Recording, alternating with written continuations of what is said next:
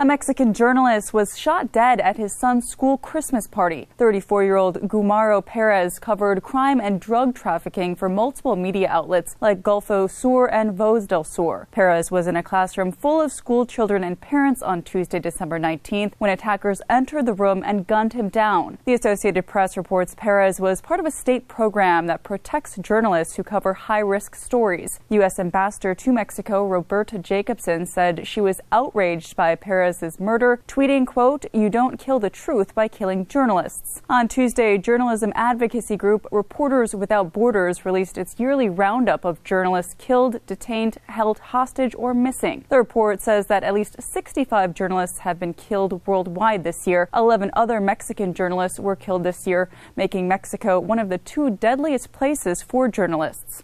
The report says 12 died in Syria. For United News International, I'm Milet Uni.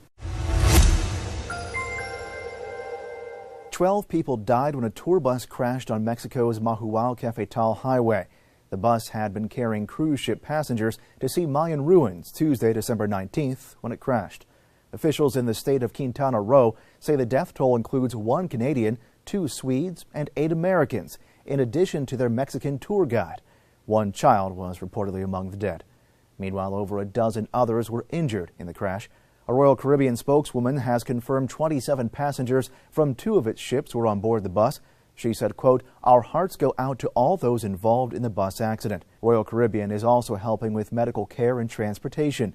Investigators are reportedly working to determine the cause of the crash, and the government of Quintana Roo says the bus driver, who was among the injured, has been arrested.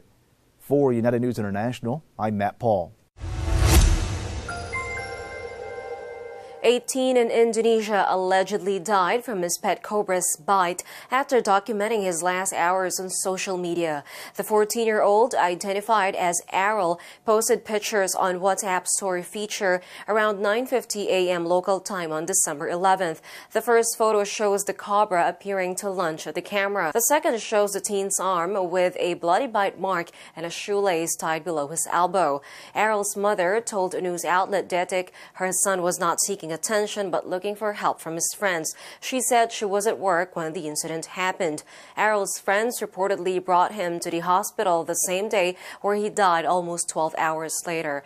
According to local reports, he collected reptiles and was involved in an organization for street performers using reptiles to raise money for disaster victims.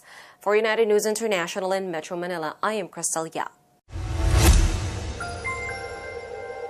Police in Virginia say a woman was killed by her pet dogs and that the animals then proceeded to eat her. Bethany Stevens' body was discovered December 14th in a wooded area in Goochland County. Authorities said forensic evidence revealed the 22-year-old was mauled to death by her 2 pit bulls. They said bite marks on the victim's head were consistent with the 2 pets. At a news conference December 18th, Goochland County Sheriff Jim Agnew said when officers arrived on the scene, they found the dogs eating the woman's ribcage. Agnew described the mauling as, quote, grisly. Authorities initially didn't provide details about the mauling over concerns for the victim's family. It's not yet clear why the dogs attacked their owner. Stevens had cared for them since they were puppies. The pit bulls have since been euthanized. For United News International, I'm Milet Uni.